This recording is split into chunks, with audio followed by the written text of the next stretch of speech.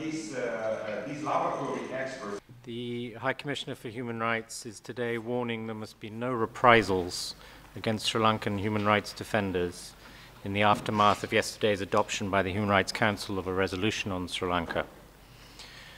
During this Human Rights Council session, there's been an unprecedented and totally unacceptable level of threats, harassment, and intimidation directed at Sri Lankan activists who have traveled to Geneva to engage in the debate.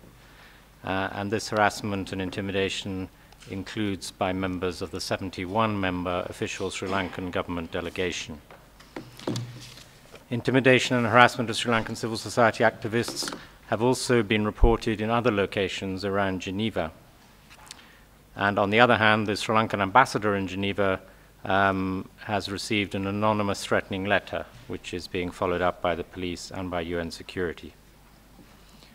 At the same time, in Sri Lanka itself, newspapers, news websites, and TV and radio stations have, since January, been running a continuous campaign of vilification, including naming and in many cases picturing activists, describing them as an NGO gang, that's a quote, and repeatedly accusing them of treason, of mercenary activities, and of association with terrorism.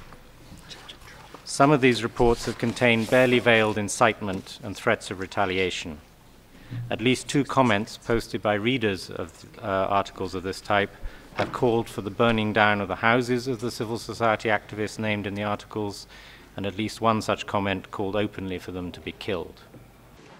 The third point is the compassion.